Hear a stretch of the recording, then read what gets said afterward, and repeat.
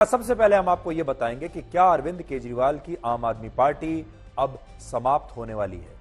ED ने शराब घोटाले के मामले में आज अपनी 7वीं चार्जशीट अदालत में दायर की है, जिसमें कुल मिलाकर 38 आरोपियों का जिक्र है और इनमें मुख्यमंत्री अरविंद केजरीवाल 37वें नंबर के आरोपी हैं और उनकी आम आदमी पार्टी 38वें नंबर की आरोपी बनाई गई है। यह पहली बार हो रहा है भारत के इतिहास में जब किसी भ्रष्टाचार के आपराधिक मामले में किसी राजनीतिक पार्टी को आरोपी बनाया गया है, और वो पार्टी भी एक ऐसी पार्टी जिसकी स्थापना ही भ्रष्टाचार के मुद्दे के खिलाफ हुई थी।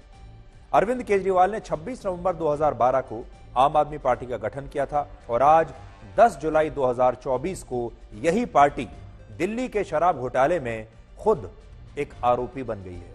और इस पार्टी के आरोपी बनने का सीधा मतलब यह है कि अगर अब इस मामले में शराब घोटाले के आरोप सिद्ध हो जाते हैं तो जितनी सजा अरविंद केजरीवाल को होगी उतनी ही सजा आम आदमी पार्टी को भी दी जाएगी। और इसीलिए आज इस चार्जशीट से आम आदमी पार्टी का अस्तित्व खतरे में आ गया है। ईडी की चार्जशीट में यह लिखा है कि शराब घोटाले से जो पैसा आम आदमी पार्टी को मिला वो पैसा वर्ष 2022 में गोवा में हुए विधानसभा चुनावों पर खर्च हुआ और ईडी ने इस मामले में 100 करोड़ रुपए की मनी ट्रेल का पता लगाया है।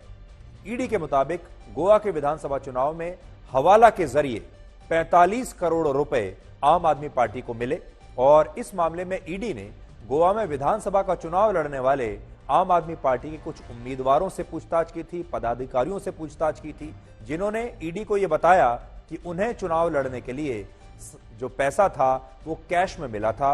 और ईडी का कहना है कि यह वही पैसा था जो शराब घोटाले के बदले दक्षिण भारत के शराब कारोबारियों की तरफ से रिश्वत के रूप में भेजा गया था और यह रिश्वत कैश में दी गई थी। और यह बात इसलिए बहुत महत्वपूर्ण है क्योंकि उस समय आम आदमी पार्टी को गोवा की 40 विधानसभा सीटों में से 2 सीटों पर जीत मिली थी और गोवा में उसे 6% से ज्यादा वोट मिले, जिसकी वजह से आम आदमी पार्टी एक राष्ट्रीय पार्टी बन गई। लेकिन अब राष्ट्रीय पार्टी होने का यह दर्जा भी खतरे में आ गया है। तो बड़ा सवाल यह है कि अगर रिश्वत के पैसे से आम आदमी पार्टी ने गोवा का चुनाव लड़ा, उस पैसे को चुनाव प्रचार में खर्च किया और फिर उसी पैसे से उसे 6% वोट मिले, जिसकी वजह से आम आदमी पार्टी को एक राष्ट्रीय पार्टी का दर्जा मिला, तो क्या फिर यह पूरा जो एक्शन होगा इससे आम आदमी पार्टी का राष्ट्रीय पार्टी का दर्जा भी समाप्त हो सकता है। सबसे बड़ी बात यह है कि जिस तरह किसी भी आपराधिक मुकदमे में प्रत्येक अभियुक्त पर कानूनी धाराएं लगाकर उसके खिलाफ बाकायदा अदालत में केस चलाया जाता है, चार्जशीट दायर होती है, बिल्कुल ठीक वैसा ही अब आम आदमी पार्टी के साथ होगा। यानी जिस तरह लोगों को, इंसानों को आरोपी बनाया जाता है अलग अलग मामलों में, आपराधिक मामलों में, बिल्कुल वैसे ही इस बार देश में पहली बार पार्टी को आरोपी बनाया गया है। ईडी ने आज ही आम आदमी पार्टी के नाम से अपना पहला सम्मन भी जारी कर दिया है और आम आदमी पार्टी को 12 जुलाई को पूछताछ के लिए बुलाया गया है। यह भी अपने तरीके का एक पहला सम्मन होगा जब एक पार्टी को यह सम्मन भेजा गया है। हालांकि अभी यह स्पष्ट नहीं है कि इस सम्मन के लिए आम आदमी पार्टी की तरफ से ईडी के सामने पेश कौन होगा। नियमों के तहत पार्टी के राष्ट्रीय अध्यक्ष या राष्ट्रीय संयोजक को ईडी के इस सम्मन का पालन करना चाहिए क्योंकि वही पार्टी के लिए जिम्मेदार होते हैं और ये अभी अरविंद केजरीवाल है। लेकिन अरविंद केजरीवाल पहले से ही जेल में है, तो या तो ईडी उनसे जेल में जाकर पूछताछ करे या यह भी हो सकता है कि आम आदमी पार्टी से उसके कुछ वरिष्ठ पदाधिकारी पूछताछ के लिए ईडी के सामने पेश हों।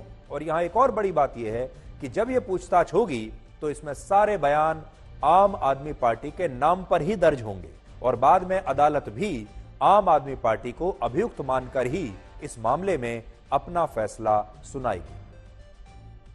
ईडी ने अपनी चार्जशीट में उन नोटों के सीरियल नंबर का भी जिक्र किया है जो पैसा हवाला के जरिए आम आदमी पार्टी को गोवा के चुनावों में दिया गया था। इसके अलावा ईडी ने इस चार्जशीट में विनोद चौहान की व्हाट्सएप चैट का जिक्र किया है जिसमें विनोद चौहान और चरणप्रीत सिंह के बीच पैसे के लेन देन को लेकर कई बार बात हुई है।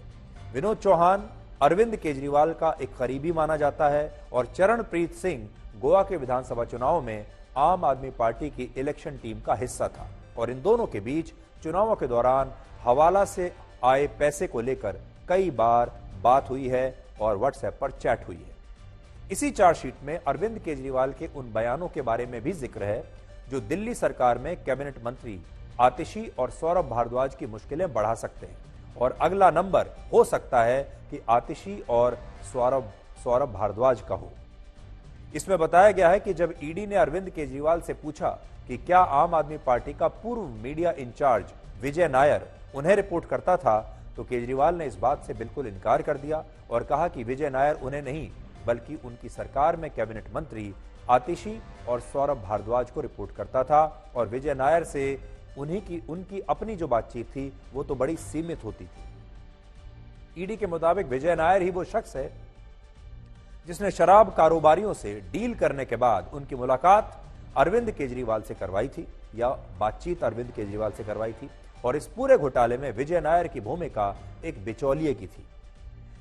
चार्जशीट में यह भी लिखा है कि कट्टर ईमानदार अरविंद केजरीवाल के पास एक नहीं बल्कि दो आईफोन है, और उन्होंने अब तक इनके पासवर्ड ईडी को नहीं बताए हैं, जिससे इस घोटाले में केजरीवाल की भूमिका और भी संदिग्ध हो जाती है। और आज आप खुद सोचिए कि अगर केजरीवाल ये कहते हैं कि शराब घोटाला मनगढ़ंत है, तो फिर वो अपने दोनों आईफोन्स का पासवर्ड ईडी को बता क्यों नहीं रहे हैं? वो चाहे तो बता सकते हैं, अगर छुपाने जैसा कुछ नहीं है तो। भारत में एक कानून है जिसे the representation of the people act 1951 कहते हैं।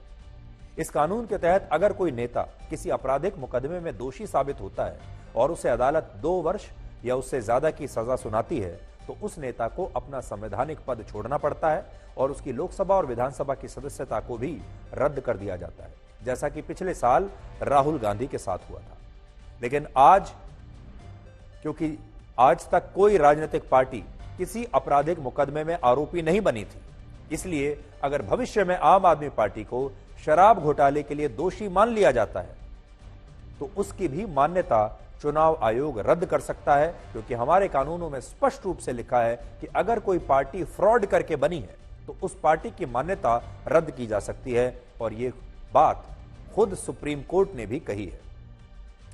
हालांकि आम आदमी पार्टी ने इस मामले में एक नई दलील दी है और कहा है कि शराब घोटाले में जो आरोपी अब गवाह बन चुके हैं और जिनकी कंपनियों ने बीजेपी को भी चुनावी बॉन्ड्स के जरिए करोड़ों रुपए का चंदा दिया था, क्या उन कंपनियों को ईडी इस शराब घोटाले में आरोपी बनाएगी? और अगर नहीं बनाएगी तो फिर उसने आम आदमी पार्टी को आरोपी कैसे बना दिया? जब खुल्लम खुल्ला इस तरीके के एक्साइज मामले के एक्यूज्ड भारतीय जनता पार्टी को इलेक्टोरल बॉन्ड के माध्यम से करोड़ों रुपया दे रहे हैं और फिर वो सरकारी गवाह भी बन रहे हैं, तो इसकी इन्वेस्टिगेशन भारतीय जनता पार्टी की केंद्र सरकार कब कराएगी, ये हमारा सवाल उनसे है। आम आदमी पार्टी को तो बिना किसी सबूत के, बिना किसी पैसे की रिकवरी के, बिना किसी मनी ट्रेल के आरोपी बना रही है ईडी। और जहां पे मनी ट्रेल स्थापित है, साफ साफ दिख रहा है कि इस तरीके से इन्होंने करोड़ों रुपया भारतीय जनता पार्टी को दिया। भारतीय जनता पार्टी को कब आरोपी बनाया जाएगा? अब हम आपको मायावती की बहुजन समाज पार्टी के बारे में बताएंगे, जिसका राष्ट्रीय पार्टी का दर्जा अब समाप्त हो सकता है, और इसी बात ने मायावती को काफी चिंता में डाल दिया है। और आजकल मायावती भी काफी बदली दिख रही है। आपने नोट किया होगा कि जो राहुल गांधी हर चुनावों के बाद छुट्टियों पर चले जाते थे और राजनीतिक कार्यकर्ताओं से भी कभी कभार मिला करते थे, अब वही राहुल गांधी हर रोज देश के किसी न किसी हिस्से का दौरा कर रहे हैं और उन दौरों का वीडियो बना रहे हैं और आम जनता से भी लगातार मिल रहे हैं। और ऐसा लगता है कि राहुल गांधी अब भी चुनाव प्रचार के ही मूड में है। देश ने राहुल गांधी का यह रूप पहली बार देखा है, लेकिन राहुल गांधी के अलावा एक और नेता हैं जो इस बार के चुनाव के बाद से काफी सक्रिय हैं, और वो हैं बहुजन समाज पार्टी के अध्यक्ष मायावती। मायावती की बीएसपी को इस बार के चुनाव में एक भी सीट नहीं मिली, और अब उन्हें यह एहसास हो गया है कि अगर ऐसा ही रहा तो उनका राजनीतिक अस्तित्व खतरे में आ जाएगा। और इसी बात को देखते हुए अब मायावती ऐसा लगता है जैसे नींद से जाग गई हैं और अब वो राजनीति में पहले से ज्यादा सक्रिय हो गई हैं। और इस बात को आप आज 4 घटनाओं से समझ सकते हैं। सबसे पहले मायावती ने चुनाव के नतीजे आते ही अपने 29 साल के भतीजे आकाश आनंद को फिर से बीएसपी का नेशनल कोऑर्डिनेटर नियुक्त किया और उन्हें अपने बाद पार्टी का उत्तराधिकारी भी बना दिया, जो कि एक बहुत बड़ा फैसला था। इसके बाद जिस हाथरस की घटना पर दलित वोट बैंक के कारण सारे नेता चुप हैं, चाहे किसी भी पार्टी के हों, उस घटना पर मायावती ने बाबा नारायण साकार की भूमिका को लेकर गंभीर सवाल उठाए हैं और कहा है कि जिस सत्संग में 121 लोग मारे गए, उस सत्संग का मुख्य आयोजक बाबा नारायण साकार था, लेकिन इसके बावजूद यूपी की एसआईटी ने अपनी रिपोर्ट में उसे क्लीन चिट दे दी। और मायावती आरोप लगा रही हैं कि बाकी के नेता एक खास वोट बैंक के कारण, या ये कह लीजिए कि दलित वोट बैंक के कारण इस बाबा के खिलाफ चुप हैं। और ये एक बहुत बड़ी बात है, क्योंकि कोई और नेता इस बाबा के खिलाफ नहीं बोल रहा, सिर्फ एक नेता ने अपना मुंह खोला और वो है मायावती। बाबा नारायण साकार जाटव समुदाय से आते हैं और उनके लाखों अनुयायी भी ज्यादातर इसी समुदाय से हैं। और उत्तर प्रदेश में जो 20% दलित हैं, उनमें 11% जाटव समुदाय के लोग हैं और खुद मायावती भी जाटव समुदाय से हैं। और इसके बावजूद वो जाटव समुदाय के एक बाबा को लेकर सवाल उठा रही है। तीसरा बड़ा फैसला मायावती ने हाल ही में यह लिया कि उन्होंने बहुजन समाज पार्टी की मेंबरशिप फीस यानी सदस्यता शुल्क को 200 रुपए से घटाकर अब 50 रुपए कर दिया है, ताकि उनकी पार्टी के कार्यकर्ताओं की संख्या बढ़ाई जा सके। इससे आप समझ सकते हैं कि उन्हें लगा होगा कि उनकी जो मेंबरशिप फीस है ये बहुत ज्यादा है, 200 रुपए, इसे घटाकर 50 रुपए कर दिया जाए ताकि ज्यादा से ज्यादा लोग अब बीएसपी को ज्वाइन कर सके। हालांकि यहां नोट करने वाली बात यह है कि मायावती अपनी पार्टी को गरीबों की और वंचितों की पार्टी बताती हैं, दलितों की पार्टी बताती हैं, लेकिन इसके बावजूद अब भी पूरे देश में सबसे ज्यादा मेंबरशिप फीस बीएसपी की है, उन्हीं की पार्टी की है। आप ये आज जरूर जानना चाहेंगे कि अगर बीएसपी की सदस्यता शुल्क 50 रुपए है तो बाकी पार्टियां कितना पैसा लेती हैं अपनी सदस्यता देने का। तो देखिए, बीएसपी का सदस्यता शुल्क है 50 रुपए, बीजेपी का है सिर्फ 5 रुपए, आम आदमी पार्टी का है 0, यानी आम आदमी पार्टी तो कोई पैसा ही नहीं लेती, कोई भी आकर मेंबर बन सकता है, कोई फीस नहीं है। कांग्रेस पार्टी का भी 0 है और लेफ्ट पार्टी सीपीआई का सदस्यता शुल्क सिर्फ 5 रुपए है। इससे आप समझ सकते हैं कि अब भी सबसे महंगी सदस्यता बीएसपी की है, जो आज भी दाम कम करने के बाद भी 50 रुपए ले रही है प्रत्येक सदस्य से सदस्यता फीस के नाम पर। अब मायावती को यह सोचना चाहिए कि आज के जमाने में जो लोग भी आज अगर कोई मान लीजिए कोई दलित युवा या कोई भी युवा अगर मायावती की पार्टी की सदस्यता लेना चाहे तो वो 50 रुपए देकर यह सदस्यता क्यों लेगा। चौथी बड़ी बात यह है कि जो मायावती अब से पहले दिल्ली से ना के बराबर बाहर जाती थी या फिर ज्यादातर लखनऊ में या दिल्ली में ही रहती थी, वो अपने प्रदेश अध्यक्ष की हत्या के बाद तमिलनाडु गई और उन्होंने वहां की डीएमके सरकार और मुख्यमंत्री एमके स्टालिन पर एक बड़ा राजनीतिक हमला किया।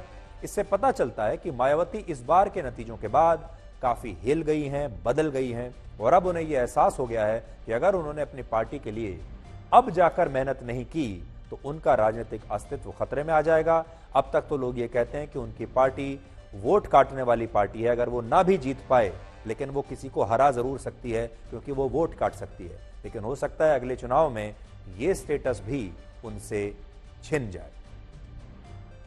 ये बात हम इसलिए कह रहे हैं क्योंकि इस बार बहुजन समाज पार्टी से उसका राष्ट्रीय पार्टी होने का दर्जा भी छिन सकता है। चुनाव आयोग के मुताबिक वही पार्टी राष्ट्रीय पार्टी हो सकती है जिसके पास लोकसभा चुनाव में कम से कम 6% वोट हो या कम से कम 3 राज्यों और केंद्र शासित प्रदेशों में उसके 11 सांसद हों या कम से कम 4 राज्यों के विधानसभा चुनाव में उसे 6% से ज्यादा वोट मिले हों। और फिलहाल मायावती की बहुजन समाज पार्टी इनमें से किसी भी शर्त को पूरा नहीं करती क्योंकि उसे इस बार के चुनाव में 2% वोट मिले हैं लोकसभा चुनाव में और उसने इन चुनावों में एक भी सीट नहीं जीती।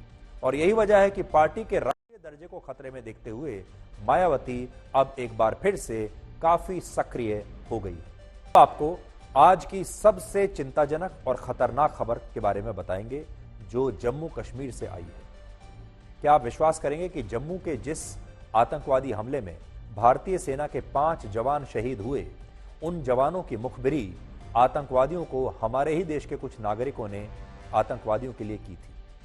ये तस्वीरें आप देख लीजिए, ये हमारे वो शहीद जवानों के परिवार वालों की तस्वीरें हैं जब उनका अंतिम संस्कार किया गया।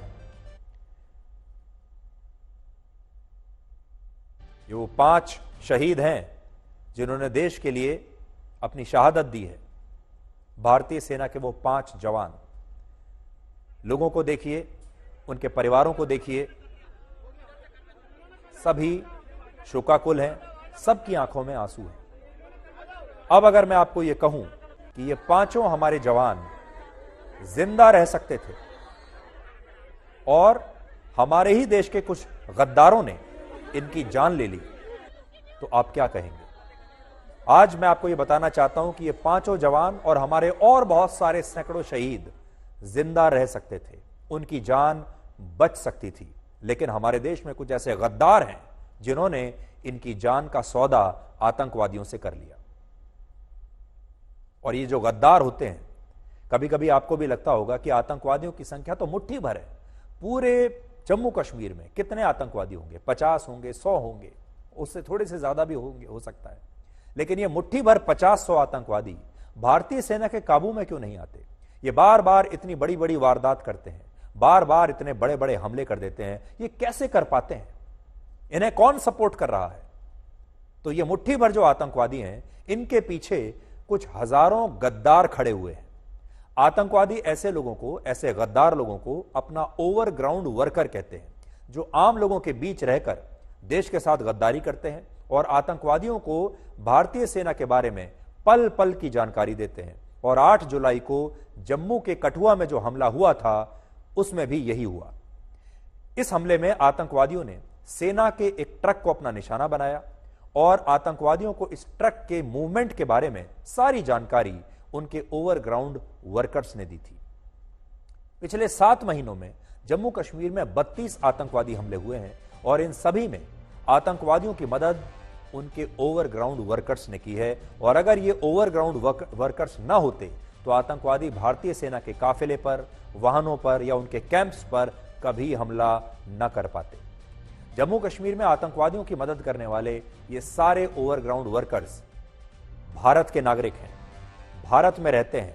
हो सकता है बहुत सारे लोग तो भारत सरकार की या राज्य सरकार की नौकरी में भी होंगे, भारत का ही खाते हैं, भारत के ही स्कूलों में अपने बच्चों को पढ़ने के लिए भेजते हैं, भारत के ही अस्पतालों में अपना और अपने परिवार का इलाज कराते हैं और भारत के ही पासपोर्ट का इस्तेमाल करते हैं, इसी देश की सड़कों का इस्तेमाल करते हैं।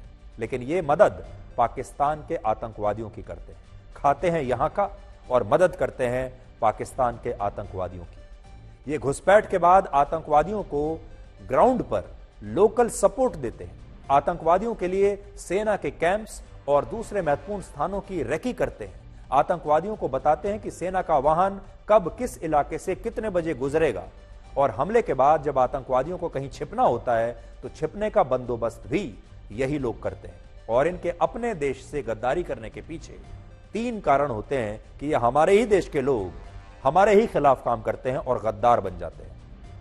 पहला कारण है धर्म, जिसमें धर्म के नाम पर इन लोगों का ब्रेन वॉश करके उन्हें आतंकवादियों के प्रति आकर्षित किया जाता है। दूसरा कारण है पैसा, लोकल सपोर्ट के लिए इन्हें टेरर फंडिंग मिलती है और पैसा मिलता है और ये उस पैसे की वजह से बिक जाते हैं। तीसरा कारण है डर, कुछ लोग ऐसे भी होते हैं जो आतंकवादियों के डर की वजह से उनकी मदद करने लगते हैं। और अभी जम्मू कश्मीर में ये ओवरग्राउंड वर्कर्स आतंकवादियों से भी ज्यादा खतरनाक हो चुके हैं।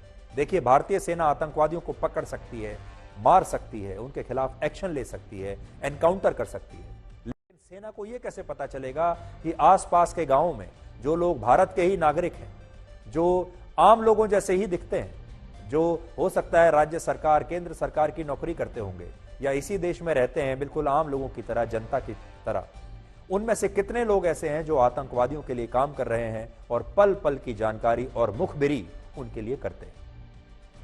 वर्ष 2019 में एक रिपोर्ट आई थी जिसमें लिखा था कि कश्मीर के हंदवाड़ा में आतंकवादी तो सिर्फ 32 हैं, लेकिन उनकी मदद करने वाले ओवरग्राउंड वर्कर्स की संख्या 496 है। सोचो, 32 आतंकवादियों के पीछे 500 ओवरग्राउंड वर्कर्स।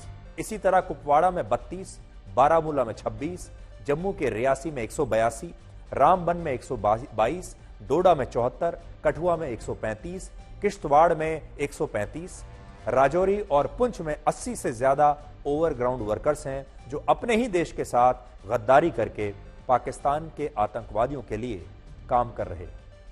वर्ष 2020 में सेना और पुलिस ने 625 और 2021 में 594 ओवरग्राउंड वर्कर्स को गिरफ्तार किया था।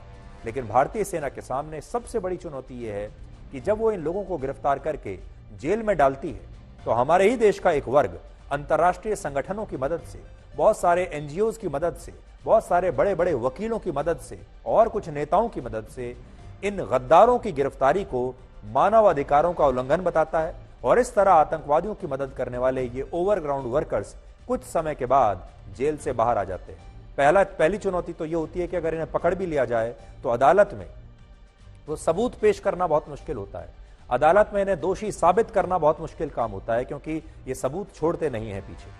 दूसरी बड़ी बात ये होती है कि ये जो केस होते हैं ये कई कई वर्षों तक लंबे लंबे केस चलते हैं। दुख की बात यह है कि जब ऐसे लोगों के कारण हमारे अपने बहादुर जवान शहीद होते हैं तो किसी को मानव अधिकारों के उल्लंघन की याद नहीं आती। कोई ये नहीं कहता कि ये जवान इसी देश के ऐसे लोगों के कारण शहीद हुए जो आतंकवादियों के लिए काम करते हैं। इन जवानों की शहादत के पीछे हमारे ही देश के गद्दार जिम्मेदार हैं। कठुआ में ओवरग्राउंड वर्कर्स के कारण सेना के जो 5 जवान शहीद हुए, उन शहीदों के घर से आज आपको ये हृदय विदारक तस्वीरें जरूर देखनी चाहिए और हम चाहते हैं कि आज देश इन तस्वीरों को हमेशा याद रखे क्योंकि हमारे ये बहादुर जवान इसी देश के कुछ गद्दारों की वजह से वीर गति को प्राप्त हुए।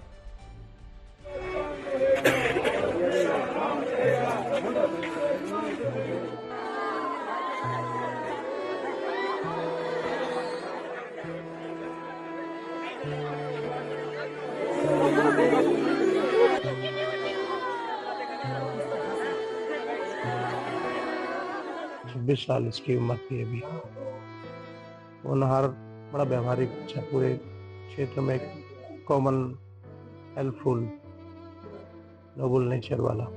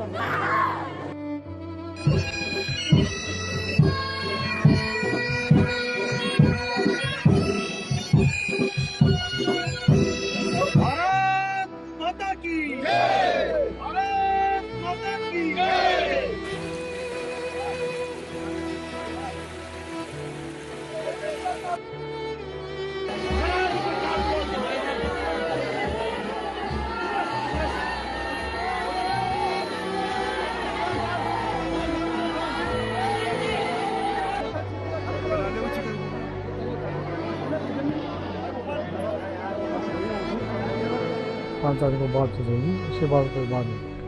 पहले आया था, 1 महीने पहले आया था, छोटी मई में आया था।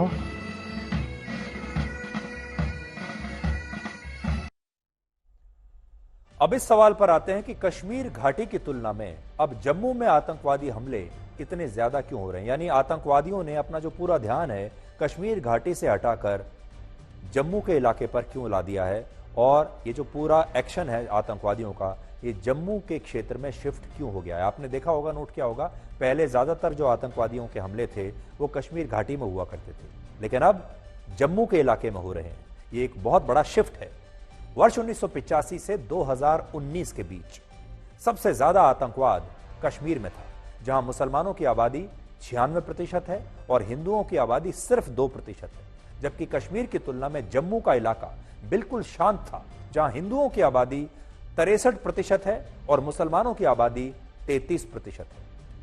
वर्ष 2019 में जब मोदी सरकार ने कश्मीर से अनुच्छेद 370 को समाप्त किया और टेरर फंडिंग पर पूरी तरह से रोक लगा दी तो आतंकवादियों के लिए कश्मीर घाटी में हमले करना मुश्किल हो गया। और इसका सबसे बड़ा कारण यह था कि कश्मीर में आतंकवादियों को लोकल सपोर्ट मिलना मुश्किल हो रहा था, और दूसरा, कश्मीर में आतंकवादियों के लिए छिपकर लड़ना शुरू से ही काफी कठिन रहा है। दोनों इलाकों में अंतर क्या है? कश्मीर में मैदानी क्षेत्र ज्यादा है, घने जंगल कम हैं और सुदूर इलाकों में भी सड़कों का नेटवर्क बहुत अच्छा है, और इसीलिए वर्ष 2019 के बाद आतंकवादियों ने कश्मीर से जम्मू का रुख कर लिया। जम्मू में आतंकवादियों के लिए एक ही चुनौती थी कि उनके पास वहां कश्मीर जैसा लोकल सपोर्ट नहीं था। देखिए, कश्मीर में आतंकवादियों के पास लोकल सपोर्ट जबरदस्त था, लेकिन वहां सेना की मौजूदगी भी बहुत ज्यादा थी। जम्मू में आतंकवादियों के पास पहले लोकल सपोर्ट नहीं था, जिसके बाद पाकिस्तान समर्थित आतंकवादी संगठनों ने जम्मू के लिए अपना ओवरग्राउंड वर्कर प्लान बहुत एक्टिव कर दिया, और जब जम्मू में आतंकवादियों को लोकल सपोर्ट मिलने लगा, पूरा गद्दारों का नेटवर्क जो है तैयार हो गया, तो सारी आतंकवादी गतिविधियां जो पहले कश्मीर में होती थीं, अब वो जम्मू में शिफ्ट हो गई। इसका सबसे बड़ा कारण यह है कि कश्मीर की तुलना में जम्मू में घने जंगल ज्यादा है, सड़कों का नेटवर्क उतना अच्छा नहीं है, और गांवों के बीच दूरियां भी ज्यादा है, और जम्मू में आतंकवादियों को कश्मीर के मुकाबले छिपने के लिए ज्यादा जगह मिलती है, ज्यादा सुरक्षित जगह मिलती है। जैसे कश्मीर में जंगल 8,128 वर्ग किलोमीटर के इलाके में है, जबकि जम्मू में कश्मीर में जंगल, माफ कीजिएगा, और जम्मू में जंगल 12,000 वर्ग किलोमीटर के इलाके में फैले हैं। क्योंकि कश्मीर के मुकाबले जम्मू में पहाड़ और जंगल ज्यादा हैं, इसलिए आतंकवादियों के लिए यहां हमला करके छिप जाना या भाग जाना ज्यादा आसान होता है। इसके अलावा जम्मू के पुंछ, डोडा, किश्तवाड़, उधमपुर, कठुआ, राजौरी, रियासी और रामबन में ज्यादा आतंकवादी हमले इसलिए हो रहे हैं क्योंकि इन जिलों में जंगल और पहाड़ कहीं ज्यादा है। पूरे जम्मू कश्मीर के 20 में से जिन 12 जिलों में सबसे ज्यादा जंगली इलाका है, जंगलों का इलाका है, जिसे हम फॉरेस्ट एरिया कहते हैं, उनमें 9 जिले अकेले जम्मू में हैं, और ये वही जिले हैं जहां आजकल आतंकवादी घात लगाकर लगातार सेना पर हमले कर रहे हैं। दूसरी बात यह है कि कश्मीर के मुकाबले जम्मू में अंतर्राष्ट्रीय बॉर्डर से जम्मू पठानकोट नेशनल हाईवे की दूरी सिर्फ 10 किलोमीटर है, जिसकी वजह से आतंकवादी घुसपैठ करने के बाद आसानी से जम्मू के अलग अलग इलाकों में फैल जाते हैं और छुप जाते हैं, और इस बात को पुलिस ने भी माना है। जम्मू में आतंकवादी हमले इसलिए भी बढ़े क्योंकि सेना और सुरक्षा बल के जवानों का ज्यादा और भारी डिप्लॉयमेंट जम्मू में नहीं बल्कि कश्मीर में है, और आतंकवादी इसी बात का फायदा उठा रहे हैं। और तीसरी बात, कश्मीर की तरह जम्मू में भारत और पाकिस्तान के बीच लाइन ऑफ कंट्रोल नहीं है, बल्कि यहां दोनों देशों के बीच 240 किलोमीटर लंबा इंटरनेशनल बॉर्डर है, जहां से चोर गली के रास्ते आतंकवादियों के लिए घुसपैठ करना आसान होता है। कठुआ, सांबा और हीरानगर के इलाकों में इंटरनेशनल बॉर्डर पर नदियां ज्यादा हैं, जिसके कारण पाकिस्तान की सेना चोरी के रास्ते आतंकवादियों को घुसपैठ कराने में कई बार सफल हो जाती है। और क्योंकि जम्मू के उस पार पाकिस्तान में जैश ए मोहम्मद का सबसे बड़ा लॉन्च पैड है, जिसे मसरूर बड़ा भाई कहा जाता है, इस कारण से भी जैश ए मोहम्मद और उसके समर्थित आतंकवादी जम्मू को अपना निशाना बना रहे हैं, और इस आतंकवाद के पीछे सिर्फ पाकिस्तान नहीं है।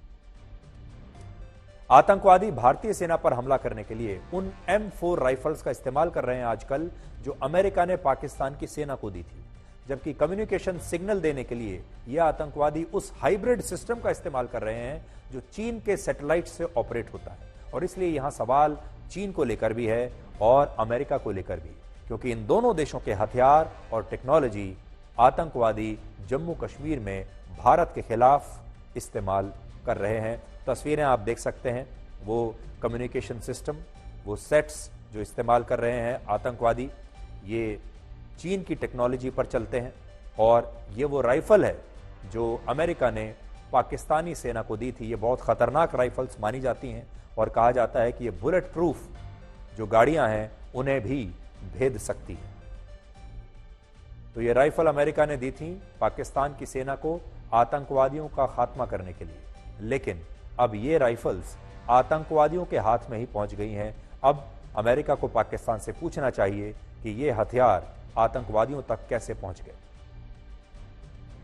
अब हम आपको उस सेल्फी के बारे में बताएंगे जिसकी पूरी दुनिया में चर्चा हो रही है, और ये सेल्फी ऑस्ट्रिया के चांसलर ने प्रधानमंत्री मोदी के साथ ली है, और पश्चिमी देशों ने इस सेल्फी को यह कहते हुए अपनी हेडलाइन बनाया कि रशिया के बाद प्रधानमंत्री मोदी का ऑस्ट्रिया में भी शानदार स्वागत हुआ है। आखिरी बार वर्ष 1983 में इंदिरा गांधी ऑस्ट्रिया के दौरे पर गई थी और अब 4 दशकों के बाद प्रधानमंत्री मोदी ने ऑस्ट्रिया का दौरा किया है। और यह दौरा इसलिए महत्वपूर्ण है क्योंकि ऑस्ट्रिया यूरोपीय यूनियन का हिस्सा होते हुए भी नेटो देशों का हिस्सा नहीं है, नेटो संगठन का हिस्सा नहीं है। और फिलहाल अमेरिका में नेटो देशों का समिट चल रहा है, जिसे रशिया के राष्ट्रपति पुतिन अपना सबसे बड़ा दुश्मन मानते हैं।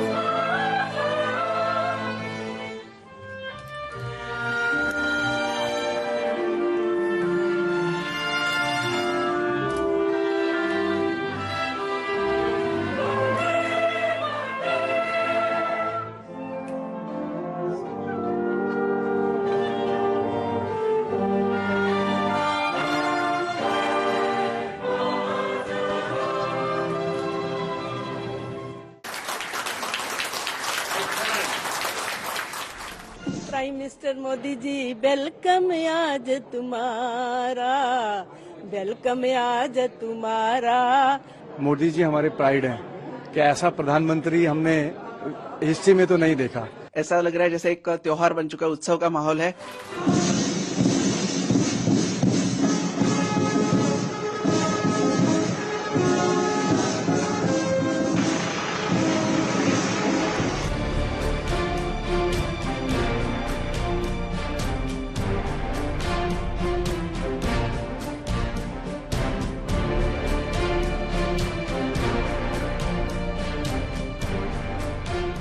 मैंने पहले भी कहा है कि यह युद्ध का समय नहीं है।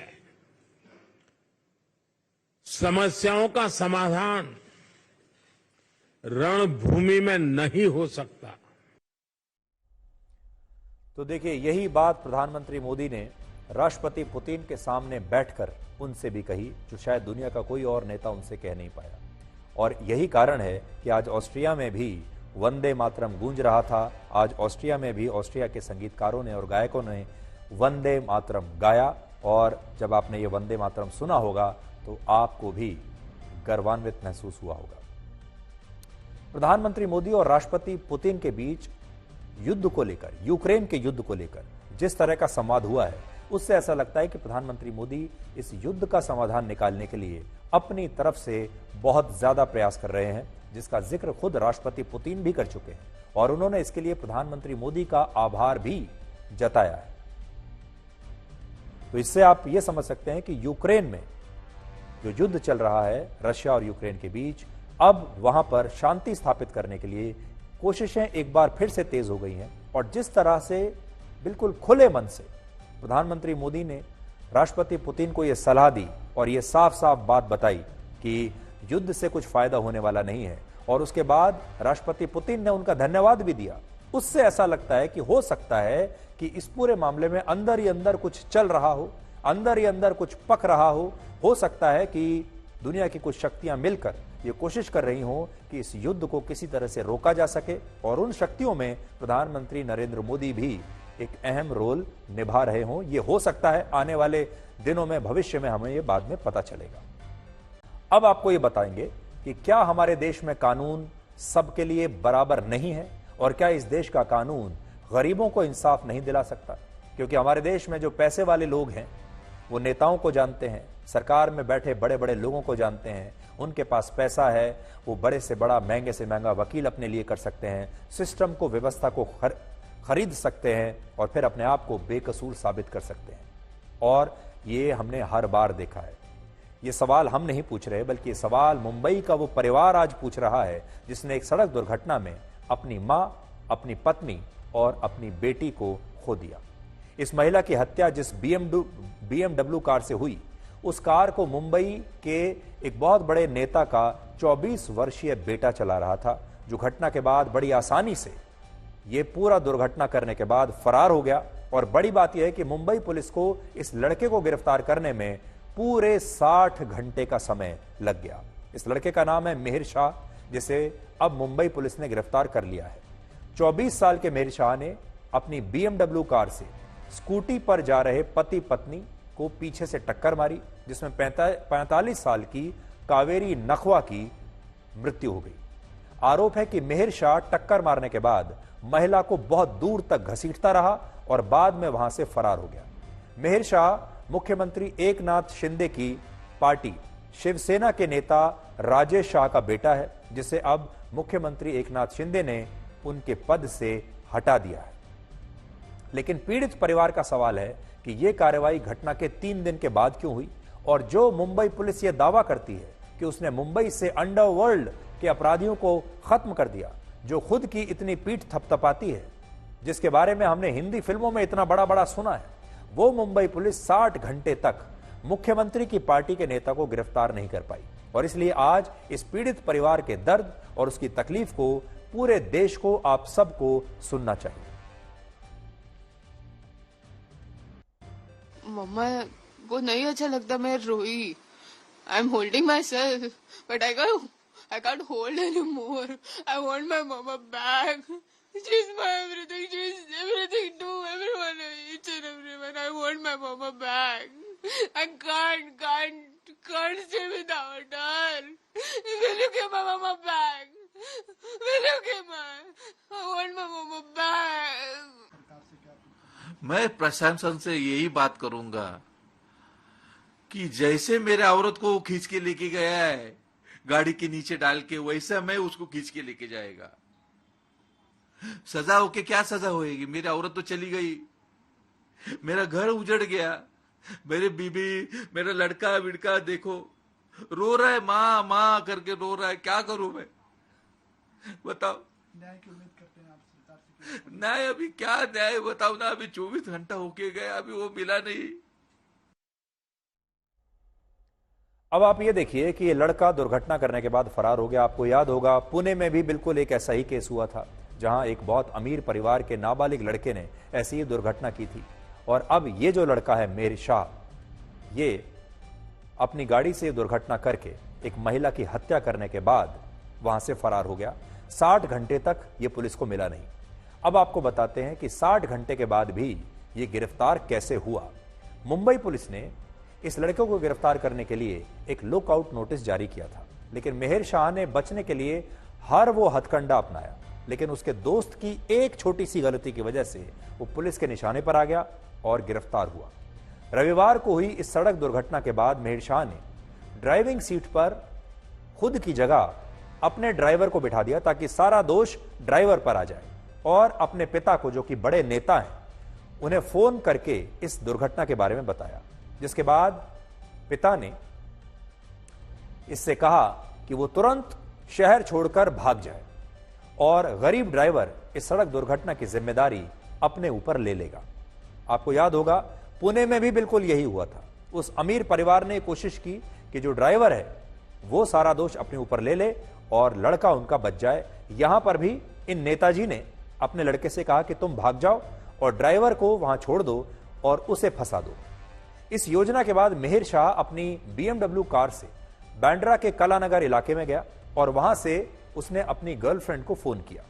पुलिस के मुताबिक 7 जुलाई को मेहर शाह और उसकी गर्लफ्रेंड के बीच 40 बार फोन पर बात हुई और ऑटो रिक्शा लेकर वो गोरेगांव स्थित अपनी गर्लफ्रेंड के घर पहुंच गया छुपने के लिए। मेहर शाह अपना फोन बंद करके अपनी गर्लफ्रेंड के घर 2 घंटे तक सोया और उसके बाद अपनी बड़ी बहन को अपनी गर्लफ्रेंड के घर उसने बुलाया, जो उसे अपने घर बोलीवरी ले गई। वहां से फिर मेहर शाह अपनी 2 बहन मीना और अपने दोस्त अवदीप के साथ 2 गाड़ियों से एक रिजॉर्ट में पहुंच गया और कुछ घंटों के बाद ये लोग एक दूसरी रिजॉर्ट के लिए रवाना हो गए। 8 जुलाई की शाम मेहर और उसका दोस्त अवदीप एक तीसरे रिजॉर्ट में चले गए, जबकि परिवार के बाकी लोग वहीं पर रहे। लेकिन इस दौरान इन्होंने एक बड़ी गलती की। मेहर के दोस्त अवदीप ने सिर्फ 15 मिनट के लिए अपना फोन ऑन कर लिया। उसे अंदाजा नहीं था कि वो भी पुलिस की रडार पर था और फोन ऑन करने से पुलिस को तुरंत उसकी लोकेशन मिल गई, जिसके बाद पुलिस ने मेहर और उसके दोस्त को इस रिजॉर्ट से गिरफ्तार कर लिया। यानी एक दोस्त की बेवकूफी से ही ये फंसा। इस घटना के बाद वो पब भी प्रशासन के निशाने पर आया, जिसमें आरोपी मेहर शाह ने दुर्घटना से पहले शराब पी थी और इस पब पर प्रशासन ने अब बुलडोजर चला दिया है और इसने जो अतिक्रमण किया हुआ था उस हिस्से को अब वहां से ढहा दिया गया है। पुलिस का कहना है कि इस पब ने घटना वाले दिन देर रात आरोपी लड़के को शराब दी थी, जबकि नियम के मुताबिक उस समय शराब देना बेचना गैर कानूनी था। इसके अलावा इसने 25 साल से कम उम्र के व्यक्ति को शराब परोसी, जबकि महाराष्ट्र में शराब पीने की कानूनी उम्र 25 साल है। यानी वहां 25 साल से कम उम्र के व्यक्ति को शराब नहीं बेची जा सकती। एक दिन पहले प्रशासन से इस पब को सील किया गया था प्रशासन ने, लेकिन आज इस पर बुलडोजर चला दिया गया। आज हमारा सवाल फिर से वही है कि जब एक गरीब व्यक्ति इस दुर्घटना में, सड़क दुर्घटना में कहीं मारा जाता है और गाड़ी चलाने वाला कोई अमीर खानदान का कोई नाबालिग या बालिग लड़का होता है, तो हमारा पूरा की पूरा सिस्टम उस अमीर परिवार की मदद करने के लिए बड़ा तत्पर दिखाई देता है। गरीब परिवार जो कि विक्टिम होता है वो हर जगह इंसाफ के लिए जाता है, वो रोता है। जनता की सहानुभूति तो उसे मिलती है, लेकिन व्यवस्था की, प्रशासन की, पुलिस की, नेताओं की, सरकार की सहानुभूति उसे नहीं मिलती और वो रोते रोते हर बार ऐसे ही इंसाफ मांगते हैं और इंसाफ उन्हें मिलता नहीं। इसलिए नहीं मिलता क्योंकि जो अमीर खानदान, अमीर परिवारों के जो लड़के ये दुर्घटनाएं करते हैं, लोगों की हत्या कर देते हैं, वो सब कुछ खरीदने की स्थिति में होते हैं। उनके पास महंगे महंगे वकील हैं जो पूरी कहानी को बदल सकते हैं।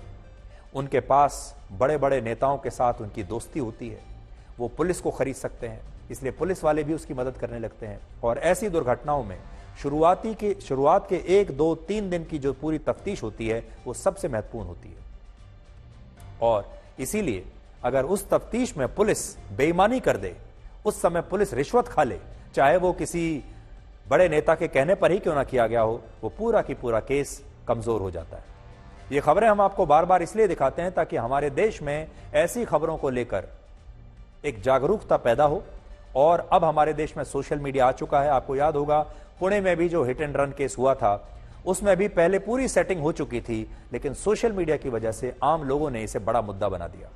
और मुंबई में भी बिल्कुल यही हो रहा है। यहां पर मेन स्ट्रीम मीडिया, हमारे जैसे जो मीडिया और चैनल्स हैं, वो अपनी भूमिका निभाते हैं और देश की जनता भी सोशल मीडिया के जरिए ये भूमिका निभाती है। इसलिए ऐसे किसी भी व्यक्ति को आप बचकर न जाने दें।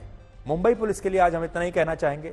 मुंबई पुलिस के बारे में सुना तो हमने बहुत है, हिंदी फिल्मों में हमने देखा है कितनी फिल्में मुंबई पुलिस के बारे में बनी है कि मुंबई पुलिस बड़ी प्रोफेशनल पुलिस है, बड़ी ग्लैमरस पुलिस है।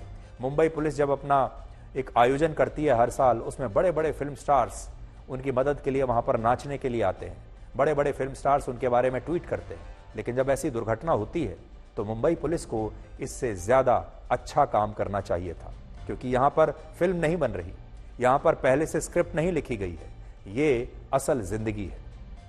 अब हम आखिर में आपको दुनिया की सबसे खूबसूरत डिजिटल महिला से मिलवाएंगे जो पहली मिस एआई वर्ल्ड बनी है। दुनिया में पहली बार मिस एआई ब्यूटी पेजेंट हुआ है और इसमें मोरक्को की एक एआई मॉडल ने मिस एआई वर्ल्ड का खिताब जीता और भारत की एआई मॉडल भी इसमें शामिल थी और वो टॉप 10 प्रतियोगियों में रही। ये टेक्नोलॉजी की दुनिया में आपके लिए अब एक नई शुरुआत है।